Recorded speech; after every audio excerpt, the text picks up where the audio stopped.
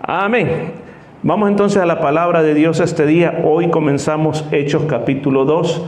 Ya pasamos casi 13 miércoles en el capítulo 1 y hoy continuamos con Hechos capítulo 2. Hermanos, si pudiéramos ponerle un tema este día, le podríamos llamar poder para servir.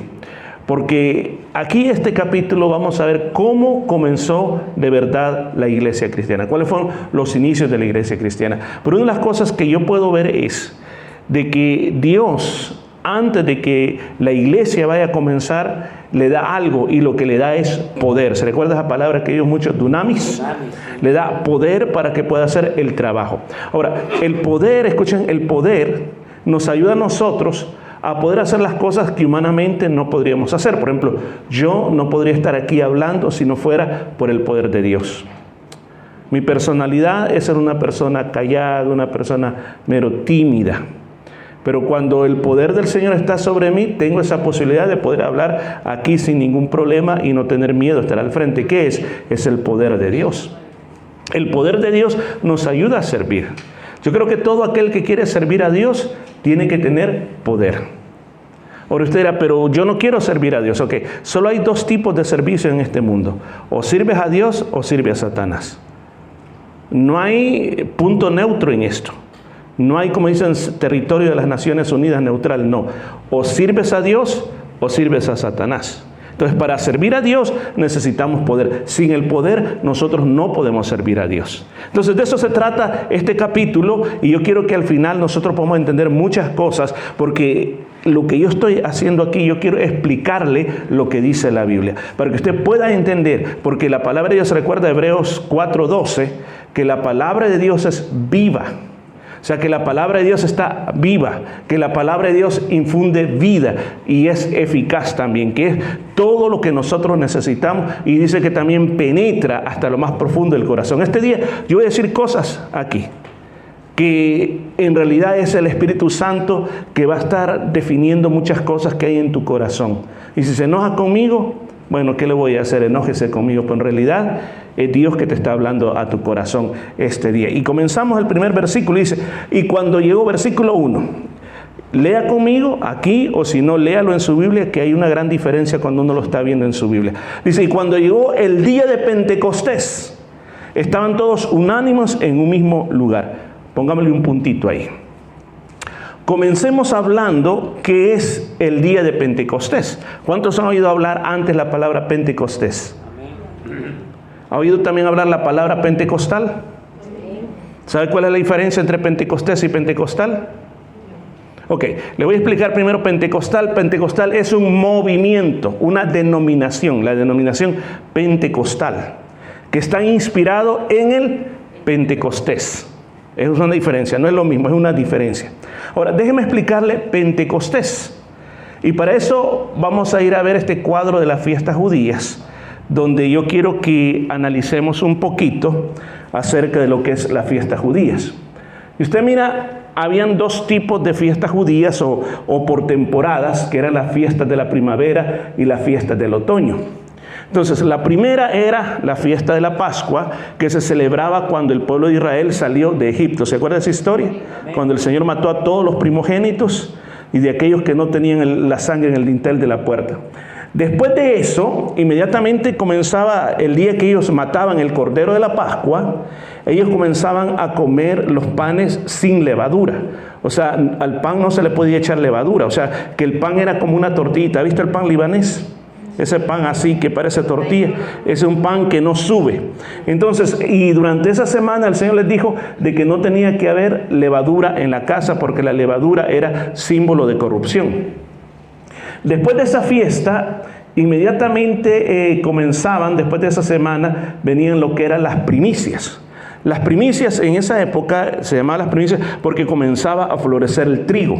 Entonces se agarraba un manojo de trigo del primerito que salía y lo traían al templo del Señor. O sea, se llamaba la fiesta de las primicias. Luego, después de eso, comenzaban a contar a partir de ese momento de que había comenzado eso hasta Pentecostés, pasaban 7 semanas. 7 semanas. ¿Escuchó? 7 semanas. Multipliquemos. 7 por 7 es... ¿Cuánto? 49. ¿Y qué estoy oyendo mal? Yo hice 59 por ahí. No, es 40. ¿Cuánto dijeron? 49. Entonces, 49 más un día era el día 50. El día 50 se celebraba la palabra Pentecostés. En hebreo no es Pentecostés, sino que es Shavuot, así le llamaban ellos, que es la fiesta de las semanas. Pero se ha quedado el nombre Pentecostés porque es de la raíz de donde viene, que es una raíz griega, de donde se ocupa la palabra penta. ¿Se recuerda? Penta es como decir 5, y de ahí viene el 50 también, Pentecostés. Ahora, después, posteriormente, en las fiestas de otoño, estaba la fiesta de las trompetas, el día de la expiación y el de los tabernáculos. Ahora, es bien interesante, hermanos, ver cómo la vida de Jesús estuvo alrededor, la muerte de Jesús estuvo alrededor de estas fiestas. Por ejemplo, el Señor Jesús muere cuando estaba la noche de la celebración de la Pascua. Se dice de que el viernes por la noche, el jueves por la noche, cuando se describen las últimas historias de Jesús, era la noche de preparación para la Pascua. O sea que era cuando usted tenía que tener el cordero listo, las hierbas amargas, todo tenía que estar listo para el día siguiente comerse el cordero asado, que era así celebraban ellos la Pascua. Entonces Jesús muere en ese momento. Y cuando pasa que Él es enterrado ese mismo viernes por la noche, inmediatamente también comenzaba la época de los panes sin levadura. Fíjense que es bien interesante que todavía hoy en día, cuando los judíos celebran la Pascua o la Pash, no me acuerdo cómo se dice, Pejax o algo así, Peshach. Ellos, el día que celebran eso, fíjense que tienen una costumbre. Ellos tienen una galleta que es ¿cómo se llama? El mitzo, ¿se acuerda cómo se llama? Las galletas, son unas galletas planas. Entonces, esa galleta, ellos lo que hacen es, la envuelven en una servilleta o en un trapo y la esconden en algún lugar de la casa. Y los niños no saben. Entonces ellos dicen, cuando han cenado, después le dicen a los niños, a ver, aquí encuentran, que lo llaman el African, algo así, African, no sé por qué le llaman así. Pero ellos lo van a buscar. Y cuando lo van a buscar, el niño que lo halle, le dan un premio. Entonces la saca, la desenvuelve. Entonces dice, increíblemente representa ese tiempo que Jesús estuvo sepultado en la tumba. Pero bueno, el Señor resucita. Además, el apóstol Pablo también en una de sus cartas dice que Cristo es la primicia de los que resucitaron. Porque el Señor resucita especialmente cuando era el primer día de la semana. Muchos han dicho que el primer día de la semana, cuando dice que el Señor resucitó, no solo se refería a que era día domingo, sino que se refería que era el primer día de la semana, de la fiesta de la semana. ¿Se acuerdan cuántas semanas eran? 7 semanas. Entonces comenzaba el periodo de la semana de las primicias. Entonces dice la Biblia, recuerda que el Señor se quedó con los discípulos después que resucitó 40 días. Entonces, después que Él ascendió a los cielos, pasó una semana y exactamente en el día que estaban celebrando Pentecostés, ese día, escuchen, ese día vino la presencia del Espíritu Santo sobre la iglesia. Hoy en día, los judíos también celebran la fiesta de Pentecostés, pero le llaman la fiesta del Shavuot. Ahora, ¿en qué consiste? ¿Cómo lo celebran ellos? Ellos originalmente, como Israel era una sociedad agrícola en los tiempos, o sea, que dependían mucho de la cosecha. Entonces, para ellos antiguamente era el acto de decir, gracias Señor por la cosecha, gracias porque nos has provisto. O sea, era una fiesta como de acción de gracias por la provisión de Dios. Posteriormente, después que se fueron cautivos, estuvieron en Babilonia, después de eso, ellos comenzaron a agregarle otra cosa más. Dijeron, bueno, desde que el Señor, dijeron ellos, nos sacó de Egipto. ¿Cuándo salieron de Egipto? El día de la Pascua. ¿Cuándo? ¿Por qué razón? ¿Se recuerdan ustedes? Ellos salieron corriendo no lo alcanzaron a laudar los panes, tuvieron que salir corriendo. Entonces la Biblia dice, desde que ellos salieron de Egipto hasta que llegaron al monte Sinaí y hasta el día que el Señor viene y les da los mandamientos de Dios, pasaron 50 días también. Entonces, para ellos no solamente es la celebración de la provisión de Dios, sino que también hoy en día los israelitas celebran que Dios les dio las leyes a ellos. Entonces, ¿qué es lo que ellos hacen? Si uno estaría en Israel cuando están celebrando eso, el día antes de esa celebración que pasa entre el mes de mayo y junio, porque ellos tienen otro calendario, cuando pasa eso, ese día es un día para estar en la sinagoga, o es un día que para todos en la casa, esa noche, es una tradición que usted tiene que estudiar la ley juntamente con toda su familia y darle gracias a Dios por las provisiones de Dios, y también darle gracias a Dios porque Él nos proveyó la palabra de Dios. Ahora, ¿qué más puedo decir? Era requerido para todo varón judío de que tenía que estar presente por lo menos en las fiestas de primavera. De donde quiera que estuviera, ellos tenían que ir a Jerusalén. ¿A qué? A celebrar la Pascua. ¿A qué? A celebrar las panes sin levadura, las primicias, y quedarse hasta Pentecostés. O sea, una persona tenía que hacer la provisión por lo menos para estar unos 50 días en Jerusalén, si no era de ahí. Es como, por ejemplo, hoy en día los musulmanes hacen lo mismo. Los musulmanes le dicen, por lo menos una vez en la vida tenés que ir a la Meca y hacer todo ese peregrinaje a la Meca. Como muchas personas también se les dice, tiene que ir a Israel, tiene que ir a una peregrinación a Israel. Bueno, pero para ellos era algo que era bien, bien importante. Se recuerda, por ejemplo, Jesús. Jesús no vivía en Jerusalén. Sus padres vivían en Nazaret. Nazaret estaba al norte. Claro, hoy en auto quizás pueden ser unas 2 horas, quizás más o menos. Pero en aquellos días, en burro, a pie y todo, podían ser semanas. O sea, para ellos viajar desde allá, y es una zona montañosa, una zona no tan fácil, montañosa, venir toda la caravana, podría quizás tomarse, no sé, calculo quizás unas 4 semanas o 2 semanas de viaje desde allá hasta Jerusalén y después de regreso. Pero la Biblia dice, ¿se acuerda cuando Jesús se perdió? ¿Se recuerda que los padres no lo encontraban? Bueno, Jesús no se perdió, Él se quedó en el templo. Pero los padres lo andaban buscando. ¿Por qué? Porque era la costumbre que tenían que venir a estas fiestas, ya sea la Pascua y quedarse hasta Pentecostés, o por lo menos estar en la Pascua. Porque toda familia quería participar de esos corderos que vendían en el templo, que eran corderos santificados. Era un honor que el sacerdote ministrara delante de ti, cortara el cordero, te santificara. Era un privilegio muy grande. Entonces, aún más, durante esa época, no solamente venían de Israel, la comunidad judía ya estaba regada por todos lados. Había judíos hasta en Roma, se han ido hasta Roma. Habían judíos hasta, imagínense, casi donde ahora es Irak y todas esas naciones, Afganistán, ya estaban regados por todos lados los judíos. Entonces, pero para estas fiestas venían de todas partes del mundo conocido de aquella época a reunirse para celebrar. ¿Qué dijimos que estaban celebrando? Pentecostés. Pentecostés. Aquí tiene el trasfondo porque dice, y cuando llegó el día de Pentecostés, ¿se recuerda? Anteriormente dijimos de que ellos se quedaron esperando la promesa. Y ahora dice, llegó el día de Pentecostés. O sea, desde que el Señor se va, se calcula que por lo menos, pasaron unos 10 días. Y ellos estuvieron juntos. Recuerda la orden del Señor. La orden del Señor les dice, no se vayan de Jerusalén. Ahora, ¿recuerda dónde eran ellos? ¿De dónde? De Galilea. Ahora, eso está todavía un poco más lejos que Nazaret. Está todavía más lejos. Nazaret está antes y después sigue Galilea.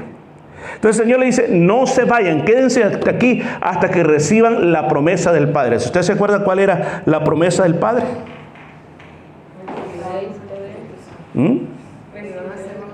Ser bautizados con el Espíritu Santo. Literalmente la promesa del Padre es, pero recibiréis poder cuando haya venido sobre nosotros el Espíritu Santo.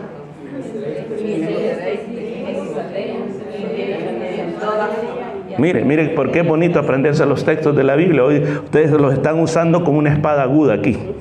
Tremendo. Entonces, entendemos también dice, estaban todos unánimes en un mismo lugar. ¿Qué quiere decir esto? La palabra unánime quiere decir que ellos tenían un acuerdo.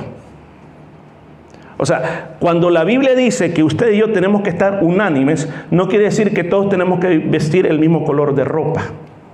No quiere decir que todos tenemos que hablar igual. No quiere decir que usted tiene que tener los mismos gustos míos. Hermanos, si ustedes quieren tener unidad conmigo, ustedes tienen que comer muchas pupusas igual que yo. Si usted quiere estar en unidad conmigo, a usted le tiene que gustar tal y tal cosa. Si no le gusta lo mismo que a mí me gusta, usted no puede estar en unidad conmigo. No es esa la unidad. La unidad de la que aquí habla es que estaban con el mismo propósito. Por ejemplo, aquí esta noche, estar en unidad sería que usted venga con el mismo propósito. ¿Cuál es el propósito que nos trae a este lugar? Alabar a Dios. ¿Qué más?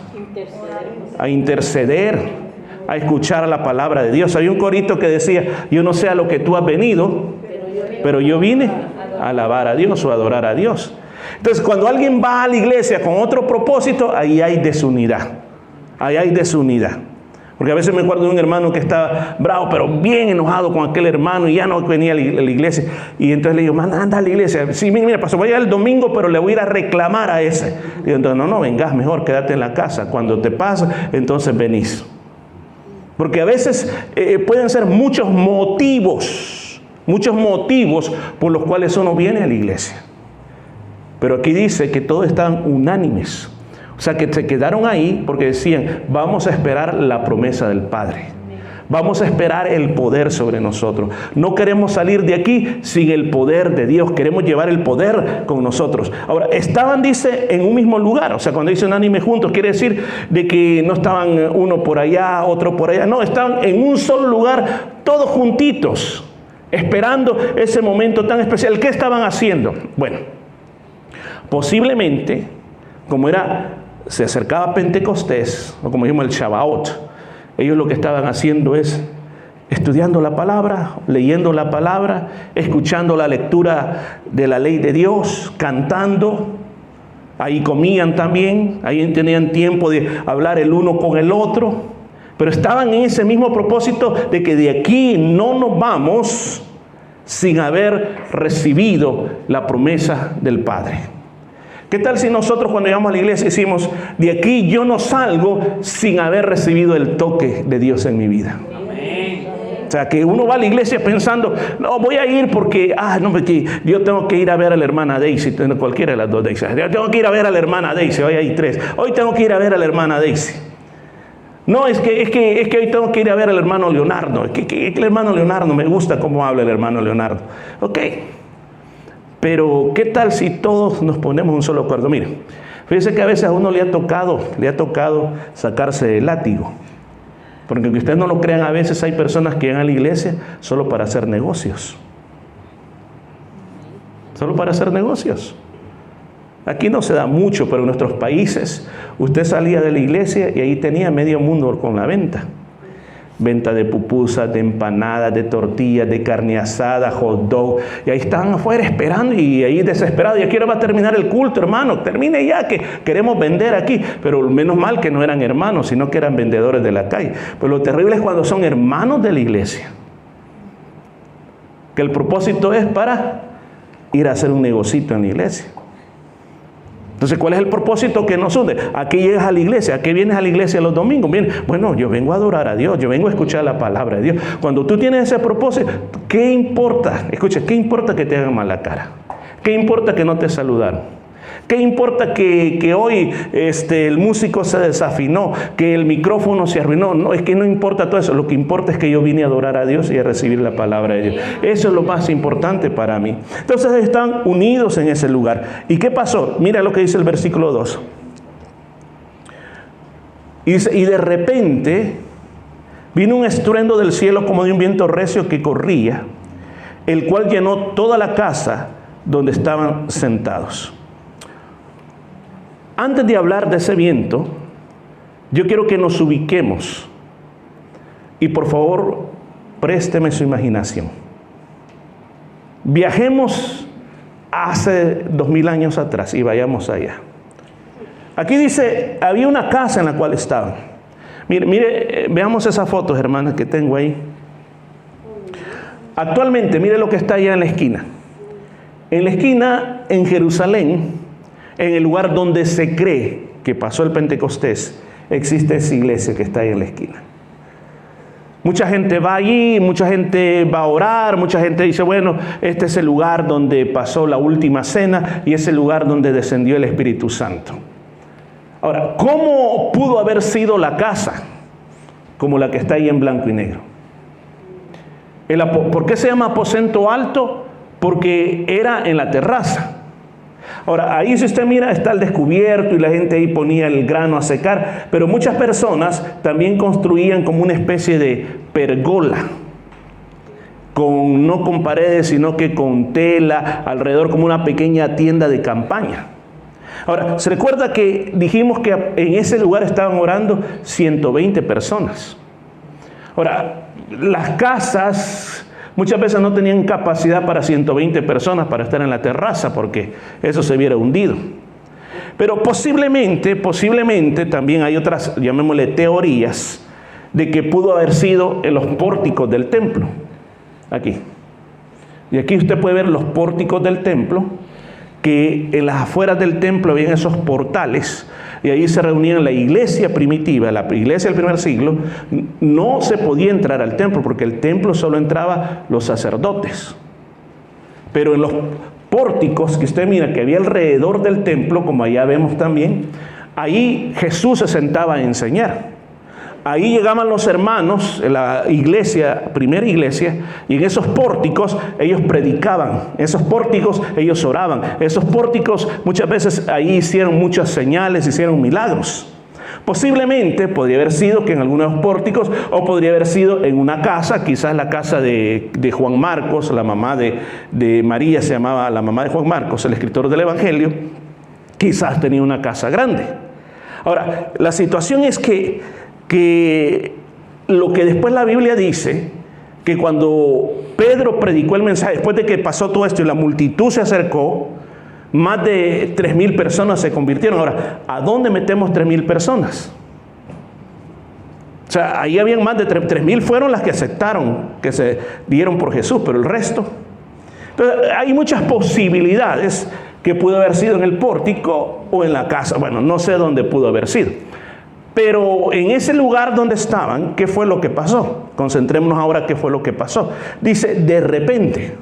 O sea, ellos estaban esperando que iba a venir la promesa, pero ellos no sabían cómo iba a ser eso. Ellos nunca habían leído un libro sobre cómo iba a ser el derramamiento del Espíritu Santo. Lo único que sabían era las profecías bíblicas, por ejemplo, Joel. Lo que estábamos aprendiendo dice, en los últimos días derramaré mi espíritu sobre toda carne. Y ahí en ese versículo dice, se habla de profecías. ¿De qué más habla? Sueños. ¿Y qué más? Y visiones. Entonces dice, bueno, ¿cómo irá a ser? El Señor les dijo, va a venir. Pero ¿cómo va a hacer eso? Ellos no sabían cómo iba a hacer eso. Entonces dice, vino un estruendo del cielo. O sea, ellos escucharon que algo en el cielo hizo un ruido, tronó. ¿Oirían un shofar? ¿Qué fue lo que ellos oirían? Recuerde, Lucas está tratando de describir la experiencia y a veces el escritor no puede encontrar las suficientes palabras como para poder describir la experiencia completa. Dice, del cielo, dice, vino un estruendo del cielo como de un viento recio que corría. Por causa de las películas que hemos visto, cuando uno mira películas sobre el libro de los Hechos, hay una Biblia visual que se llama el libro de los Hechos, que usted la puede ir viendo hasta con cada cosa que está pasando ahí dice el versículo. Entonces es muy interesante porque va por palabra, pero la forma que lo representan es que los hermanos están orando y de repente viene un gran viento, que todas las cortinas se mueven, todo se cae, las luces, o sea, las velas se apagan y es una cosa tremenda. Pero fíjese que cuando uno llega a ver en el original qué significa la palabra un viento recio, ¿ha oído usted aquella expresión que nosotros en español decimos, mira, parece que va a llover y parece que trae gatos, perros y pericos, eso? O sea, que usted está diciendo que viene una lluvia cargada de algo. Usted mira las nubes y siente el viento. Entonces la expresión aquí que es un viento que trae algo poderoso. Eso es lo que originalmente quiere decir. Un viento que trae algo poderoso, un viento que tiene una provisión que las personas necesitan. Ellos dicen que estaban en ese lugar, y ellos que estaban haciendo, aquí describe lo que estaban haciendo. No estaban caminando, dice que estaban sentados. Y cuando estaban sentados comenzó a pasar eso, comenzó a soplar algo. A soplar algo. Me recuerda a mí, ¿se acuerdan cuando el profeta Elías estaba en la cueva? ¿Qué hubo? Un terremoto. ¿Qué más hubo? Hubo un temblor. Y por último, ¿qué hubo? Un viento suave que sopló. Entonces ellos estaban en ese momento viviendo algo muy importante. Ahora, se recuerda que hablamos que los judíos también, ellos con esto juntan lo del monte Sinaí. ¿Se acuerdan de eso? Leamos, por ejemplo, Éxodo 19, 16. Aquí va a salir. Aconteció al tercer día, cuando vino la mañana, que vinieron truenos y relámpagos, y una espesa nube sobre el monte, y sonido de trompeta muy fuerte, y se estremeció todo el pueblo que estaba en el campamento. ¿De qué está hablando? El Señor iba a descender sobre el monte Sinaí. Leí Éxodo 19, 16. Iba a descender sobre el monte Sinaí. ¿Para qué? Para darle las tablas de la ley, todos los mandamientos de Dios. ¿Y cómo ocurrió? ¿Hubo fuego en el monte? ¿Qué más dice que hubo en el fondo? Truenos, relámpagos, una nube, sonido de trompeta muy fuerte. Y todo el pueblo se estremeció por ver lo que estaba pasando ahí. Este día de Pentecostés hubo algo casi similar. Dios estaba trayendo poder sobre la iglesia. Allá, ¿qué pasó? Allá vino las tablas y los 613 mandamientos para el pueblo. Sigamos adelante. Versículo 3 dice: y se les aparecieron lenguas repartidas como de fuego, asentándose sobre cada uno de ellos. ¿Qué experiencia? Recuerde lo que acaba de pasar. Ese viento, ese mover de Dios, algo diferente.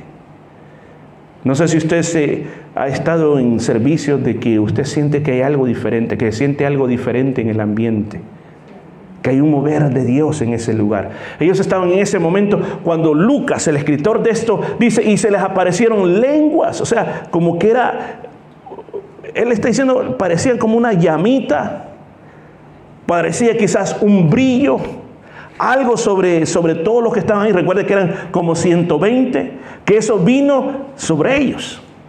Recuerde algo, el poder de Dios es una cobertura. Pastor, ¿qué quiere decir con una cobertura? ¿Sabe cómo ungían a los profetas y los reyes en Israel? Para decir que estaban llenos del Espíritu Santo. Los hacían parar y derramaban sobre ellos aceite. Aquí. Imagínense que a mí me digan, pastor, lo vamos a ungir. Y el hermano trae 1 litro de aceite, me pone y comienza a derramarme el litro de aceite. A mojarme el pelo, a cubrirme, que no me quede ni una parte de mi cuerpo sin ser cubierto por el aceite. ¿Qué quería decir eso? Quería decir de que ahora tú tienes una coraza de protección. Y esa coraza de protección es el poder de Dios. Si usted escuchó al hermano Leonardo decía, en lo que él decía, todo esto que pasó, ellos no sabían que estaban tratando con un hijo de Dios. Bueno, ¿y qué de especial tiene el Hijo de Dios? Que el Hijo de Dios está cubierto con poder. Si no hubiera poder, no pasara nada. Si usted ha leído esta famosa tragedia griega llamada la Ilíada, ahí está el famoso, creo que es Héctor, y está otro personaje también, Aquiles. Y supuestamente Aquiles tenía una protección, que donde le tiraran flechas no le daban. Él tenía una protección, por eso era invencible Aquiles. Pero dicen que el día que él nació, son las tradiciones o las cosas de ellos, que metieron a Aquiles en algo, no recuerdo en qué lo metieron, para que él estuviera cubierto y ninguna flecha le hiciera daño. Pero de ahí donde lo agarraron, no le quedó la cobertura. Y entonces el día que un enemigo le disparó una flecha y le cayó en el famoso talón de Aquiles, ahí lo mató. Y dice que por eso se llama talón de Aquiles. Hermanos, el poder es una cobertura para el creyente. Es una cobertura que Dios quiere poner sobre sus hijos. ¿Para qué? Para que sus hijos puedan estar fuertes y puedan sobrevivir. La Biblia dice que el diablo vino para matar, robar y destruir. Mas Jesucristo vino para que tengamos vida. O sea, si fuera por Satanás, el hermano aquí estuviera allá en Venezuela. No sé qué le hubiera pasado. Si fuera por Satanás, ustedes estuvieran en la misma situación. Quizás ya no existieran. Cada uno de nosotros ya no estaríamos. Pero porque el Señor depositó ese poder en ustedes, no le permitió al enemigo que hiciera lo que quería hacer. Ejemplo. El diablo quería destruir a Pedro, andaba buscando. El diablo sabía que este Pedro iba a hacer cosas tremendas. Yo lo voy a destruir antes que llegue ese momento. ¿Qué lo hizo? Primero lo trató de ahogar en el mar. ¿Se acuerda cuando dijo, yo voy a caminar, Señor? Lo hizo perder la fe para que se hundiera en el mar. ¿Pero qué hizo el Señor? Lo sacó. ¿Qué más hizo el Señor por Pedro? Él se armó, se compró una espada. Y cuando vinieron a arrastrar a Jesús, él peleó y le quitó la oreja a alguien. ¿Qué le tocaba a Pedro? Que lo arrestaran y lo crucificaran también por ser un rebelde. Pero ¿qué hizo el Señor? Hizo un milagro y salvó a Pedro. Después lo que hizo, el negar a Jesús, el Señor se lo advirtió y le dijo, mira Pedro, el diablo me ha venido a pedir permiso porque te quiere zarandear. O sea, te quiere hacer pedazos, Pedro. Pero yo he rogado para que tu fe no falte. ¿Se da cuenta, hermano? El trabajo del enemigo es destruir, quitarnos lo que tenemos, robarte la salud, robarte la familia, robarte la paz, robarte el gozo, llevarte al infierno, matarte, destruirte con los vicios. Ese es el trabajo de Satanás. Por eso yo decía al principio, y con esto voy a terminar. Usted escoge, ¿qué quiere hacer? ¿Servir a Cristo o servir a Satanás? Pastor, yo no soy satanista, yo jamás voy a servir a Satanás, es cierto. Pero si tú dices, yo no voy a servir a Cristo, automáticamente vas a servir al otro. Tú tienes que decidir de qué lado tú vas a estar. Si tú dices, ok, yo voy a servir a Cristo, necesitas este poder. Simplemente estamos abriendo el tema esta noche. Y el tema es de que necesitamos más de esta llenura del Espíritu Santo en nuestra vida. Necesitamos esta cobertura. Recuerde que dice que vino, dice, sobre ellos como lenguas de fuego que se sentó sobre cada uno de ellos. Hermanos, aunque usted no lo pueda ver, pero Satanás y sus demonios sí pueden ver lo que está sobre usted. Sabe quién es usted. Hay ejemplos en la Biblia de que tanto en el profeta Ezequiel como en el libro de Apocalipsis, el Señor marcó a los que eran de Él. Para cuando vino la tragedia, a esos que están marcados eran intocables. La Biblia dice que usted ha sido sellado con el Espíritu Santo. Amén. Por lo tanto, esta noche yo le invito a que se ponga de pie, por favor. Mire, este tema está como para llegar hasta las 10 de la noche aquí. Pero es mejor que quede con ganas y que no quede empachado. Pero hermano, ¿entiendes el mensaje esta noche? Poder. Poder. Esa es nuestra cobertura. Si no hay poder, tenemos que preocuparnos. Yo le pido esta noche y como los siguientes miércoles, vamos a estar hablándole al Espíritu Santo que nos llene más. Que queremos ser siervos de Dios, usados por Dios con ese poder celestial. Vamos a orar todos juntos esta noche. Padre querido, yo te doy gracias por esta palabra. Cómo se nos fue tan rápido el tiempo, Señor. Pero una de las cosas que esta palabra nos enseña es que la iglesia no salió a predicar sin antes haber sido llena de poder. Tú soplaste sobre ellas al corazón y recibieron, pero le faltaba la cobertura. Vino esa cobertura como un viento que traía bendiciones, como un viento que traía muchos regalos para ellos. Señor, aquí estamos en este siglo y la iglesia se está enfrentando a muchos peligros. Hay más peligro dentro que fuera. Afuera sabemos y nos preparamos para las amenazas exteriores, pero nos cuesta ver las amenazas interiores. Por eso, Señor, yo te suplico, llena la iglesia con tu poder. Señor, que desarrollemos una hambre por ese poder, que día y noche pidamos ser cubiertos con ese poder, que esa cobertura esté en nosotros, Señor. Padre mío, Espíritu Santo, llénanos, Espíritu Santo. Dile al Espíritu Santo, lléname, Espíritu Santo, cúbreme, Espíritu Santo, cúbreme, Espíritu Santo, cúbreme, Espíritu Santo, cúbreme, Espíritu Santo.